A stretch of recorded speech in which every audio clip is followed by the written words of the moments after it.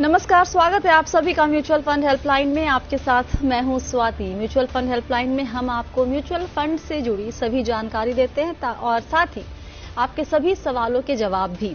तो वक्त को अब जाया ना करते हुए शुरू करते हैं आज का शो और देखते हैं कि आज के शो में खास क्या है।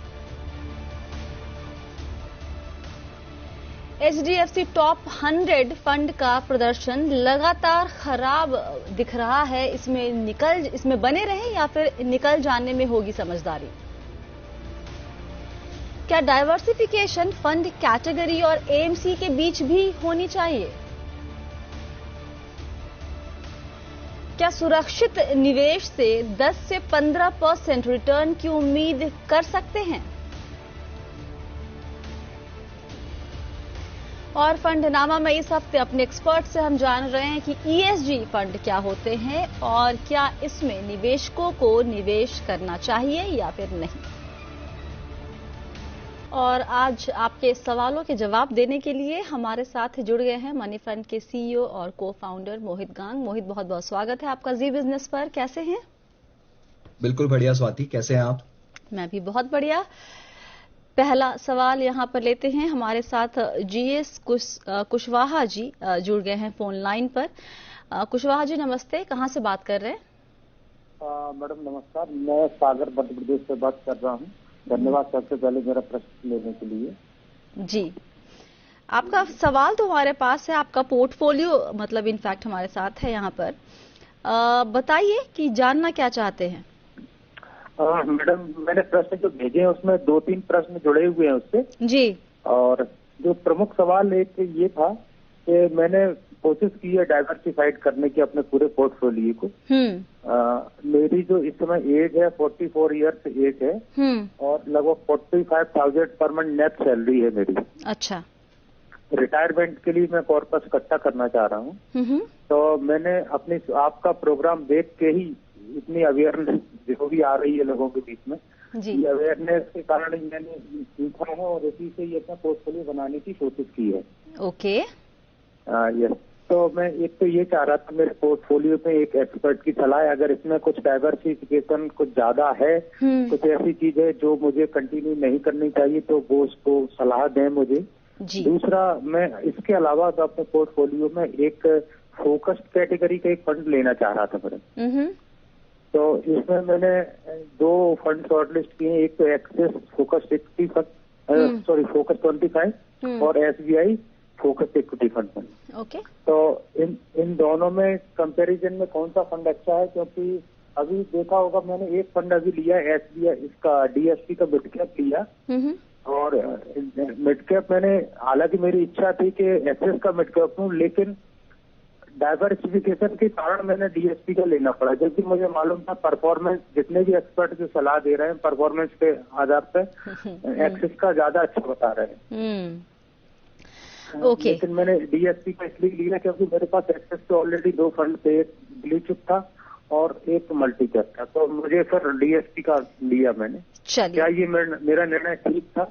ओके, तो आप बेसिकली अपने रिटायरमेंट के लिए पैसे जोड़ रहे हैं, करीब 1.5 करोड़ रुपए आप जोड़ना चाहते हैं, है ना? Yes madam. और निवेश कर रहे हैं हर महीने 16,000 रुपए। और ये निवेश कब शुरू किया है आपने कुशवाहा जी? ये मैडम मैंने 2018 में शुरू किया था। 2 साल हो गए निवेश शुरू किए। हाँ। अच्छा। और मैडम मैं यही चाहता था, जो टॉप 100 जो फंड है HDFC का, हाँ, क्या इसमें मैं बना रहूं या इससे बाहर निकल जाऊं? चलिए, सबसे पहले ना इसी सवाल से शुरुआत करते हैं, ठीक है?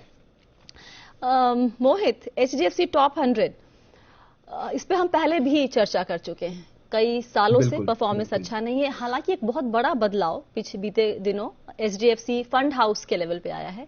नए CEO वहां पर आए हैं, जो पहले दूसरे फंड हाउस में CIO थे। तो अब बताएं, उनकी एक्सपर्टीज और जो प्रशांत जैन ऑलरेडी यहाँ पे CIO हैं, अब ये दोनों मिलके क्या हम HDFC के जो इक्विटी फंड्स हैं उसमें कुछ चेंजेस, रिकवरी आते हुए देखेंगे क्या? देखिए स्वाति, आप बिल्कुल ठीक बोल रहे हैं कि काफी सालों से इस फंड का परफॉर्मेंस अच्छा नहीं रहा है। हालांकि ये मार्केट का एक दिग्गज फंड रहा है बहुत सालों से, और प्रशांत जैन इंडस्ट्री के सबसे बड़े एक्विटी फंड मैनेजर जाने जाते हैं, और उनके सारे ही फंड्स का परफॉर्मेंस अगर आप देखें तो पिछले 3-4 सालों से काफी लैगार्ड रहा है। उसका मुख्य कारण मैं ये समझता हूं कि उनकी जो फिलॉसफी है वो बहुत ज्यादा डीप वैल्यू फिलॉसफी है। और मार्केट्स में अगर आप लास्ट 2-3 साल से देखें तो ग्रोथ और मोमेंटम बेस पे स्टॉक्स ज्यादा चले हैं। आप अगर उनके पोर्टफोलियो का अच्छे से मुआयना करें तो आप पाएंगे कि उनके पास में एसबीआई बहुत बड़ी मात्रा में रहा है, पीएफसी, आरईसी, बीपीसीएल, एनटीपीसी, बहुत सारे पब्लिक क्षेत्र की कंपनियां, पीएसयूज उनके पोर्टफोलियो में रही हैं जो कि वैल्यू फिलॉसफी पे बेस्ड रहती हैं। और इन्होंने बिल्कुल परफॉर्म नहीं किया है लास्ट 3-5 साल में, और मुख्य कारण यही है कि इनके सारे फंड्स अंडर परफॉर्म कर रहे हैं। हालांकि पिछले 1-1.5 महीने से थोड़ा सा पिकअप आया है इन क्षेत्रों में भी, और थोड़ा सा आप देखें तो फंड्स में भी उछाल आया है। पर जहां पर निवेशकों के पास 5 से 7 साल का पेशेंस ना हो, मेरी राय ये रहेगी कि इन फंड से आप निकल सकते हैं या फिर एटलीस्ट इनमें अपना नया पैसा डालना बंद कर सकते हैं। चाहे तो इसे होल्ड करिए, एक वैल्यू साइकिल आता है हर 5 से 7 साल के अंदर में जहां पर इनके फंड्स बहुत अच्छा परफॉर्म करते हैं और सब कुछ रिकवर भी कर लेते हैं। तो अगर आप उतना पेशेंस नहीं रखते हैं और आप थोड़े से नर्वस हो रहे हैं इनकी परफॉर्मेंस से, तो मेरी राय ये रहेगी कि अपना एसआईपी बंद कर दीजिए, और अगर होल्ड कर सकते हैं तो इनकी स्कीम को होल्ड करिए। ओके।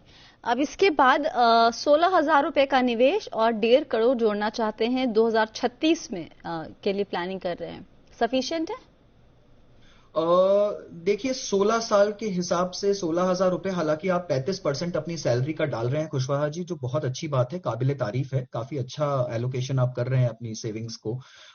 बट मुझे लगता है कि आपको हर साल इस अमाउंट को 10% से बढ़ाना चाहिए, तो आप 1.5 करोड़ का अपने लक्ष्य आसानी से हासिल कर लेंगे। अगर 16,000 की ही रकम पकड़ के चलूं और 12% का अनुमान लगाऊं कि आपको 12% ओवरऑल रिटर्न बनेगा आपके पोर्टफोलियो में, तो कुछ 93-94 करोड़ के आसपास आप पहुंचेंगे, लाख के आसपास आप पहुंचेंगे। तो 1.5 करोड़ के लिहाज से मुझे लगता है आपको 10% हर साल अपना एलोकेशन बढ़ाना चाहिए इन्वेस्टमेंट्स में, और आप आसानी से अपना गोल हासिल कर लेंगे।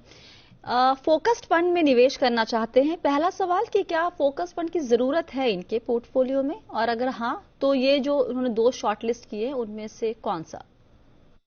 जी देखिए, मैं ये सोचता हूं कि अगर आप एचडीएफसी टॉप 100 में अपना एसआईपी बंद कर रहे हैं तो आप एक मल्टी कैप या फोकस कैटेगरी फंड का इंक्लूजन कर सकते हैं अपने पोर्टफोलियो में। पोर्टफोलियो हालांकि आपका बहुत अच्छी तरह से डाइवर्सिफाइड है और मुझे काफी अच्छा लगा आपका पोर्टफोलियो कुशवाहा जी। और बिटवीन द टू, जैसा कि आपने पूछा है कि एसबीआई फोकस ले या फिर आई थिंक डीएसपी फोकस्ड आपने बोला है, तो उन दोनों के बीच में मुझे लगता है आप एसबीआई का चुनाव कर सकते हैं, क्योंकि यहाँ पर उनके पोर्टफोलियो में 10% इंटरनेशनल इक्विटी भी रहता है, जो कि पोर्टफोलियो को एक थोड़े लिहाज में एक इंटरनेशनल डाइवर्सिफिकेशन देगा, और ये अच्छा फंड है काफी, आप इसका चुनाव कर सकते हैं। और मिड कैप पे जो इनकी उलझन थी कि एक्सिस का 2 ऑलरेडी फंड इनके पास है, हालांकि ये चाह रहे थे मिड कैप में एक्सिस मिड कैप लेना, लेकिन इनको लगता है कि कॉम्प्रोमाइज किया है थोड़ा सा जिन्होंने डीएसपी मिड कैप लेकर। आपकी क्या राय है मोहित? कुशवाहा जी, अगर आपकी जगह मैं भी होता तो मैं भी वही करता जो आपने किया है। देखिए, एक्सेस में आपका एलोकेशन ऑलरेडी 38% है, जो कि फ्रेश अमाउंट आपका जा रहा है, और आपके जो फंड है एक्सेस के, वो सारे ही एक ही fund manager Shreyas Devalkar handle करते हैं। और तीसरा फंड जो आप लेना चाह रहे थे मिड कैप, वो भी उन्हीं के अंडर में आता है। तो यहाँ पर आपको कुछ बहुत अलग पोर्टफोलियो नहीं मिल सकता था। हालांकि ऑब्जेक्टिव अलग रहते हैं, एक लार्ज कैप, एक मल्टी, एक मिड कैप, पर जब फंड मैनेजर सेम होता है, फिलॉसफी सेम होती है, और जो पीछे दिमाग चलता है वो एक ही तरह से सोचता है उस फंड मैनेजर का, तो मुझे लगता है आपने बहुत अच्छा चुनाव किया है कि एक फंड मैनेजर के साथ में एक फंड हाउस का भी डाइवर्सिफिकेशन किया और कहीं पर भी अपने एलोकेशन को बहुत ऊपर नहीं जाने दिया है। तो ये बहुत अच्छा चुनाव है, और ऐसा नहीं है कि आपने खराब स्कीम का चुनाव किया है। डीएसपी भी बहुत ही अच्छा प्रदर्शन रहा है और बहुत अच्छी स्कीम है, तो ये बिल्कुल ठीक किया आपने। Kushwaha ji? Yes madam, yes. सारे सवालों के जवाब आपको हमने दे दिए हैं। बस ये जो टारगेट है वो अचीव करने के लिए आपको अपना निवेश हर साल 10% बढ़ाना होगा, ठीक है? जी, मैं 10% इसको हर साल इसको बढ़ा रहा हूँ। एसआईपी टॉपअप किए हुए हूँ 10% या 15% से, जो भी अलग अलग। बहुत बढ़िया। मैडम, मेरा एक प्रश्न था यहाँ पे, इंटरेस्ट करना चाहूंगा मैं। जी बताएं। जो मैंने कंपैरिजन चाहा था फोकस में, तो डीएसपी के साथ नहीं चाहता, मैंने एक्सिस के साथ। एक्सिस फोकस 25 और एसबीआई में एक्सिस, और आई थिंक जवाब फिर भी वही रहेगा। देखिए, आप एक्सिस के ऑलरेडी 2 फंड में निवेश कर रहे हैं, और क्योंकि एसबीआई वाले में थोड़ा सा इंटरनेशनल एक्सपोजर है, तो आपके पोर्टफोलियो में एक वैरायटी ऐड करेगा। ठीक है, मैं माफी चाहूंगा, वो एक्सेस था। मैं पर जवाब वही रहेगा स्वाति, बिल्कुल ठीक जवाब वही रहेगा। चलिए यहाँ पे अगला सवाल जी, चलिए अगला सवाल लेते हैं। सागर हमारे साथ जुड़े हैं फोन लाइन पे। सागर जी नमस्ते, कहाँ से बात कर रहे हैं? नमस्कार, मैं पुणे से बात कर रहा हूँ जी। और सबसे पहले तो मैं जी बिजनेस टीम और आप सभी लोगों का शुक्रिया अदा करना चाहता हूँ जी, thank you so program much. के जरिए हमें बहुत ही सारी म्यूचुअल फंड की इन्फॉर्मेशन है वो आसान तरीके से समझने को मिलती है, तो इसलिए सबसे पहले तो मैं बधाई और शुक्रिया अदा करना चाहूंगा। Thank you so much for your kind words sir. Basically मेरे दो क्वेश्चंस है। एक तो मेरा जो अभी पोर्टफोलियो एग्जिस्टिंग है सम इन्वेस्टेड, वो मैंने आपको इन्फॉर्मेशन ऑलरेडी शेयर करी है, क्या वो ओवर डाइवर्सिफाइड है और उसमें मुझे कब तक बने रहना चाहिए? ओके, पहला सवाल है। और दूसरा सवाल ये है कि मैं अभी मंथली SIP 30K या 40K स्टार्ट कर सकता हूँ पर मंथ, और उसका मिनिमम में इन्वेस्टमेंट 10, 15 या 20 ईयर्स तक भी कर सकता हूँ। तो अच्छे कॉर्पस के लिए आपके क्या सुझाव रहेंगे कि कौन कौन से म्यूचुअल फंड है और कितने म्यूचुअल फंड में मुझे वो करना चाहिए? अभी आपके पास कुल मिला के करीब 15 स्कीम्स हैं आपके पोर्टफोलियो में, राइट? 10 स्कीम्स है। 2, 2, 4, 2, 6। Okay, alright. और अभी करेंटली कितनी आपकी SIP चल रही है सर? SIP तो नहीं है मेरा कुछ भी, सारा लमसम इन्वेस्टमेंट है ये आपका? जी। Okay, alright. बताइए मोहित, पोर्टफोलियो आपके सामने है और क्या ये डाइवर्सिफाइड है या फिर ये ओवर डाइवर्सिफाइड की श्रेणी में आ चुका है? जी सागर जी, जो पोर्टफोलियो मेरे पास है उसमें आपके 15 स्कीम्स दिख रहे हैं मुझे एलोकेशन के हिसाब से, और मेरे लिहाज से थोड़ा ज्यादा है। 15 थोड़े ज्यादा नंबर ऑफ स्कीम्स है। 10 तक आप लिमिट कर पाएंगे स्कीम तो बहुत अच्छा पोर्टफोलियो आपका बन सकता है। थोड़ा सा रीबैलेंसिंग मैं सजेस्ट करूंगा आपको यहाँ पर। वो इस तरह से कि आपने 3 अग्रेसिव हाइब्रिड फंड ले रखे हैं। 3 अग्रेसिव हाइब्रिड फंड्स की पोर्टफोलियो में कोई दरकार नहीं है। आप चाहे तो उन्हें कंसोलिडेट कर एक अग्रेसिव हाइब्रिड फंड जो कि आप ICICI प्रू का ले सकते हैं, वहां पर आप इसको कंसोलिडेट कर सकते हैं। लार्ज कैप में भी मैं चाहूंगा कि आप एक फंड रखिए, ICICI ब्लू चिप को आप रख सकते हैं, और एक आप इंडेक्स फंड का चुनाव कर लीजिए। जो आपका नया SIP वाला क्वेश्चन है कि आपको 30,000 रुपए का एक नया SIP भी शुरू करना है, आप चाहें तो उसमें इंडेक्स फंड का चुनाव करके वहां पर आप लार्ज कैप का अपना एलोकेशन थोड़ा बढ़ा भी सकते हैं। मेरे लिहाज से वो एलोकेशन थोड़ा सा कम है आपके पोर्टफोलियो में, तो उससे आपका लार्ज कैप का एलोकेशन बढ़ जाएगा और आप लार्ज कैप में 2 स्कीम्स रख सकते हैं। फोकस कैटेगरी में जो आपके 2 फंड्स हैं वो दोनों बहुत बढ़िया हैं, ICICI फोकस्ड और IDFC फोकस्ड, आप उनको कंटिन्यू करिए। मल्टी कैप में कोटक स्टैंडर्ड मल्टी कैप को भी आप कंटिन्यू करिए, और मिड कैप में DSP मिड कैप, और स्मॉल कैप में आपके पास में L&T इमर्जिंग, HDFC स्मॉल और ABSL स्मॉल है। तीनों ही अच्छे फंड्स हैं, तो आप वहां पर इनको कंटिन्यू कर सकते हैं। जो बदलाव और मैं बोलना चाहूंगा आपके पोर्टफोलियो में वो है कि आपके पास में ABSL प्योर वैल्यू और L&T इंफ्रा फंड है जो थोड़े थीमैटिक चलते हैं और इनकी साइकिल्स होती हैं। जरूरी नहीं है कि ये फंड मार्केट साइकिल्स के साथ में परफॉर्म करेंगे, हो सकता है काफी गैप के बाद परफॉर्म करे। और इंफ्रा एक ऐसा सेक्टर है जो कि 2007 के बाद उसका साइकिल आया ही नहीं है कभी। जितने भी लोग 2007 में इंफ्रा साइकिल में निवेश किए थे मार्केट में, उनके किसी भी फंड ने परफॉर्म नहीं किया है। और मुझे ऐसा लगता है कि इतना थीमेटिक कॉल नहीं लेना चाहिए किसी निवेशक को जब आप उसका टाइमिंग अच्छे से ना कर पाए। तो ये कॉल फंड मैनेजर्स को लेने देना चाहिए कि वो कौन सा सेक्टर, कौन सी कंपनी, किस तरह से उसका चुनाव करना चाहते हैं। तो ये जो 3 थीमेटिक फंड्स है आपके पास में, L&T infra, DSP natural resources और ABSL pure value. Pure value thematic नहीं है बट वैल्यू बेस्ड है, तो यहां से आप एग्जिट कर सकते हैं और इनको अपने एग्जिस्टिंग पोर्टफोलियो में कंसोलिडेट कर सकते हैं।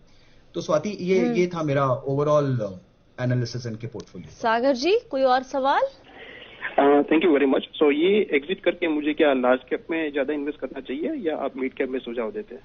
मोहित जी, मुझे लगता है कि आपको अपना लार्ज कैप का एलोकेशन बढ़ाना चाहिए। मिड और स्मॉल कैप के लिहाज से आपका एलोकेशन काफी ठीक ठाक है, दोनों मिलाकर आप कुछ 20% आपके अभी पोर्टफोलियो में है। आई थिंक आपको लार्ज कैप थोड़ा बढ़ाना चाहिए अपने पोर्टफोलियो में। ओके, और आपके पोर्टफोलियो में 15 फंड है, 10 नहीं है, ठीक है? ठीक है, सॉरी। चलिए, और जो SIP है उसमें मैं नए फंड ऐड कर सकता हूँ या एग्जिस्टिंग फंड में ही मैं निवेश चालू रख सकता हूँ? जी, जैसा मैंने बताया, आप एक इंडेक्स फंड का चुनाव कर सकते हैं। Pru ICICI Nifty index fund ले लीजिए जो कि लार्ज कैप कैटेगरी में आपके एलोकेशन को भी बढ़ाएगा और वहां पर आप अपना SIP शुरू कर सकते हैं। और ये जो नया एलोकेशन बताया है मोहित ने, वो सब स्क्रीन पर आपके लिए है ताकि अगर आप चाहें नोट करना तो नोट भी कर सकते हैं। ठीक है, थैंक यू वेरी मच। चलिए, वक्त है एक छोटे से ब्रेक का। ब्रेक के बाद हम कुछ और सवाल लेंगे और जवाब देने की कोशिश हम पूरी करेंगे। आप सभी बने रहिए म्यूचुअल फंड हेल्पलाइन के साथ।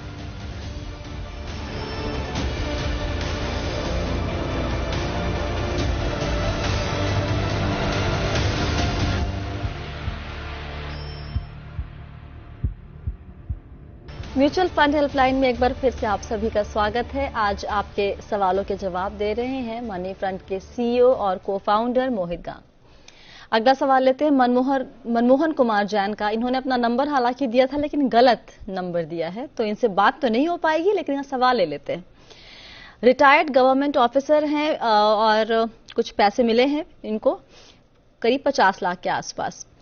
साथ ही इनको पेंशन मिलेगी 35,000 रुपए पर मंथ। उन्होंने लिखा है कि ये इन्वेस्ट करना चाहते हैं अपने पैसे, ताकि डिसेंट रिटर्न मिले इनको अपने पोर्टफोलियो, अपने निवेश पे करीब 10 से 15% का। अब मोहित, ये क्लैरिटी नहीं है कि ये 50 लाख निवेश करना चाहते हैं या वो 35,000 हर महीने निवेश करना चाहते हैं। तो अगर हम दोनों सिनेरियो को क्विकली देख लें और उसके हिसाब से जवाब दे सके तो। स्वाति, मुझे लगता है कि 50 लाख अकाउंट में रखेंगे तो काफी नुकसान ही होगा, तो पहले 50 लाख को निवेश करने का प्लान बना लेते हैं, जो कि ज्यादा बेहतर रहेगा इनके लिहाज से भी। तो देखिए, पहली बात तो इतना बड़ा अमाउंट बैंक अकाउंट में अगर रखा है तो वो काफी गलत है। वहां पर उन्हें 3.5-4% का इंटरेस्ट मिल रहा है, वो भी टैक्सेबल होता है, तो उसका कुछ फायदा नहीं होता। अब उनके सर्कमस्टेंसेस जो हैं वो रिटायर्ड हैं, और मेरा ऐसा अजम्पशन रहेगा कि दिस इज पेंशन के साथ में इसी अमाउंट से उन्हें अपनी रिटायर्ड लाइफ का गुजारा करना है। तो उसके लिहाज से मैं पूरा एक डेट एलोकेशन ही सजेस्ट करूंगा इनको।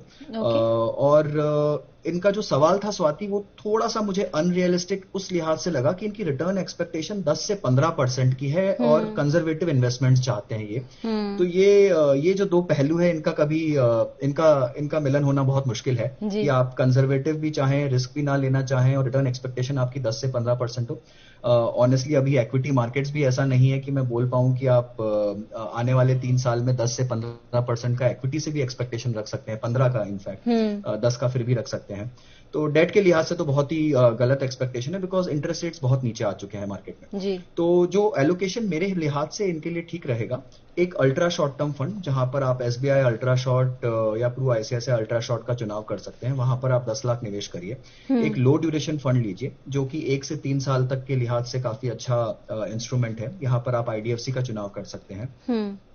आप एक बैंकिंग एंड पीएसयू फंड और एक कॉर्पोरेट डेट फंड, ये दोनों फंड्स ले सकते हैं। यहाँ पर थोड़ा ध्यान सिर्फ पोर्टफोलियो क्वालिटी का रखना होता है, और 3 साल के पार्किंग के हिसाब से डेट में ये सबसे अच्छे इंस्ट्रूमेंट्स है आज के सिनेरियो के हिसाब से। तो यहाँ पर आप ICICI banking and PSU, Aditya Birla banking and PSU, Kotak corporate bond fund, HDFC corporate bond fund, इनमें से किसी का भी चुनाव कर सकते हैं। और मुझे लगता है साथ में ये एक थोड़ा सा मिक्स क्रिएट कर सकते हैं अपने पोर्टफोलियो में, कुछ कॉर्पोरेट डिपॉजिट लेकर, जहां पर एटलीस्ट इंटरेस्ट का जो रेट है वो फिक्स हो जाता है। तो यहाँ पर काफी अच्छे प्लेयर्स हैं आपके पास में, एचडीएफसी लिमिटेड है, बजाज फाइनेंस है, महिंद्रा एंड महिंद्रा है, जहां पर सीनियर सिटीजन को 25 पैसा एक्स्ट्रा भी मिलता है। तो वहां पर आप कॉर्पोरेट डिपॉजिट कर सकते हैं 1 से 3 साल का।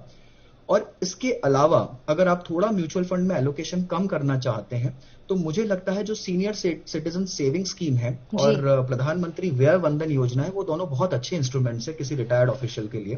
तो वहां पर भी आप अपने निवेश को कंसिडर कर सकते हैं। ऑलराइट, तो अगर आप मनमोहन जी ये शो देख रहे हैं तो हमने आपके पैसे कहां पर आपको एलोकेट करने हैं वो बता दिया। 10 से 15%। अगर कोई लालच दे आपको, बहुत ऐसे लोग होते हैं जो आपको आके बताएंगे कि इस पे आपको मिल सकता है, वो झांसे में मत आइएगा अगर आप चाहते हैं अपने कैपिटल की सेफ्टी। तो चलिए यहाँ पर सवाल जवाब का सिलसिला खत्म करते हैं और रुख करते हैं हमारे खास सेगमेंट फंडनामा की तरफ।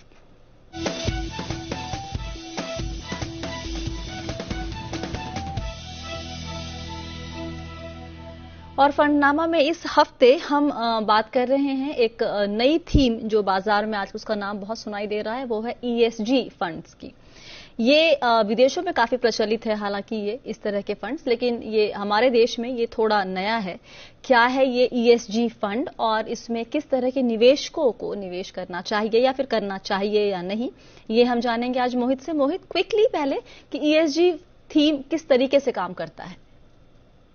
देखिए स्वाति, मैं एक छोटा सा बैकग्राउंड देना चाहूंगा इसके हिसाब से। तो ईएसजी कोई नई थीम या कुछ नया कॉन्सेप्ट नहीं है। हालांकि इसका पैकेजिंग काफी नए तरीके से हो गया है, बट अगर हम एक थोड़े से उदाहरण ले जो कि भारतीय संस्कृति के हिसाब से, माइथोलॉजी के हिसाब से अगर हम जाए तो आप अगर देखें तो यजुर्वेद में बताया गया था कि जब आप किसी के साथ में बिजनेस करते हैं तो उस व्यक्ति में आपको क्या क्वालिटी देखनी चाहिए। तो वहां पर एक श्लोक है जो बोलता है कि यशो न विद्या न तपो न दानम न ज्ञानम न शीलम न दया न धर्म ते भारत भूमि भूवि भार भूता मनुष्य रूपेण मृगाश्चरन्ति।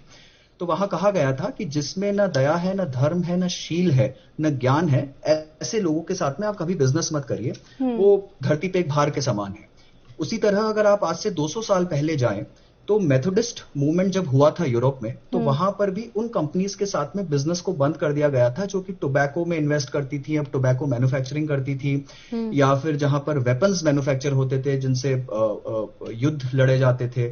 अगर आज से 60 साल पहले जाएंगे तो जो अपार्थीड मूवमेंट हुआ था या वियतनाम वॉर हुआ था, तो वहां पर भी ऐसी कंपनीज को एक तरह से बैन कर दिया गया था जो आर्म्स एंड एम्युनिशन बनाते थे, वेपन्स बनाते थे, या जो रेशियल क्या बोलते हैं अपार्थीड मूवमेंट जो था साउथ अफ्रीका का, उसे बढ़ावा दे रहे थे। तो ये जो कॉन्सेप्ट है ये हर संस्कृति में बहुत सालों से चला आ रहा है। ऐसा नहीं है कि कोई बहुत नया चीज है, बट हुआ क्या है कि पिछले 5-7 सालों में ऐसा माना गया है कि अगर आप ऐसी कंपनीज में निवेश करते हैं जो कि एनवायरनमेंट को प्रायोरिटी देती है, high social standards, high moral ethical principles पे काम करती है और जिनके गवर्नेंस स्टैंडर्ड्स बहुत हाई होते हैं, ऐसी कंपनीज अमूमन लंबी अवधि में ज्यादा अच्छा परफॉर्म करती है। ये एक सोशली रिस्पॉन्सिबल बिहेवियर है और इसे एक सोशली रिस्पॉन्सिबल इन्वेस्टिंग SRI करके एक टर्म दिया गया था। वहां पर कॉन्सेप्ट ये कहता है कि आप ऐसी कंपनीज में निवेश करिए जिससे आपका पैसा भी बढ़ेगा और आप सोसाइटी को भी कंट्रीब्यूट करेंगे। ओके, तो एकाएक क्यों फंड हाउस, इस साल 3-4 ESG फंड्स लॉन्च हुए हैं, तो एकाएक इस थीम पर फंड्स क्यों लॉन्च हो रहे हैं? देखिए, ये कहना मुश्किल है कि अभी क्यों हो रहा है। एक नया थीम है, एक नया फैड सा आ गया है ग्लोबली। हालांकि कुछ $40 ट्रिलियन का अमाउंट ESG फंड्स में जा रहा है और ऐसा देखा भी गया है हिस्टोरिकल रिकॉर्ड्स में 5-7 साल के परफॉर्मेंस में कि ESG कंपनीज ज्यादा बेटर परफॉर्म कर रही है नॉन ESG कंपनीज से। तो इंडिया में भी अगर आप निफ्टी ESG इंडेक्स का परफॉर्मेंस ट्रैक करेंगे तो वो जो नॉर्मल निफ्टी 100 TRI है उससे कुछ 1-1.5% का आउट परफॉर्मेंस दिखा रहा है। 2011 में निफ्टी ESG इंडेक्स लॉन्च हुआ था। तो एक तरह से एक वेव सी निकल पड़ी है इस कॉन्सेप्ट। तो क्विकली आखिरी सवाल, आपके लिहाज से ये क्या इसमें निवेश करना चाहिए निवेशकों को, या फिर अभी इंतजार करना बेहतर होगा? जी स्वाति, ये एक ऐसी बात है, मुझे लगता है कि यहाँ पर फंड हाउसेस भी इसको कुछ गलत तरीके से यूज कर रहे हैं। ये एक ऐसा कॉन्सेप्ट है जो ऑल परमिएबल होना चाहिए, हर सीजन में, हर स्टॉक सिलेक्शन फिलॉसफी में, हर स्कीम में आना चाहिए ESG का कॉन्सेप्ट। तो आप एक अच्छी कंपनी का चुनाव करते हैं जिसका कॉर्पोरेट गवर्नेंस स्टैंडर्ड अच्छा हो, जो सोशली रिस्पॉन्सिबल हो। ऐसा नहीं है कि वो जब आप फंड लॉन्च करेंगे तभी करेंगे। ये उसी के ये वैसी बात हो गई कि आप नवरात्रि में नॉनवेज नहीं खाएंगे बट पूरे साल आप खाएंगे। तो ऐसा नहीं कर सकते कि आप एक फंड का चुनाव अच्छे स्टैंडर्ड्स पे करें और बाकी सबका ना करें। तो ESG मुझे लगता है एक ऑल परमिएबल कॉन्सेप्ट होना चाहिए जो सारी स्कीम्स पर लागू होना चाहिए। कॉन्सेप्ट अच्छा है, बट मुझे लगता है आपको अलग से इसका चुनाव करके पोर्टफोलियो में इंक्लूड करने की आवश्यकता नहीं है। आप ऐसे स्कीम्स का चुनाव करिए जो वैसे ही सोशली रिस्पॉन्सिबल इन्वेस्टिंग करती है और कॉर्पोरेट गवर्नेंस को ज्यादा प्रायोरिटी देती है। तो वो मेरे लिहाज से ज्यादा अच्छा होगा। चलिए, बहुत बहुत शुक्रिया मोहित आज सभी सवालों के जवाब देने के लिए। Thank you Swati. और आपके सवालों का हमें इंतजार रहता है, तो सवाल कहाँ भेजना है वो डिटेल्स आपकी स्क्रीन पर है। और जब भी सवाल भेजते हैं तो प्लीज अपना नाम और नंबर सही लिखा करें ताकि आपसे हम बात कर सके। फिलहाल के लिए शो में इतना ही। आप सभी बने रहिए जी बिजनेस के साथ। नमस्कार।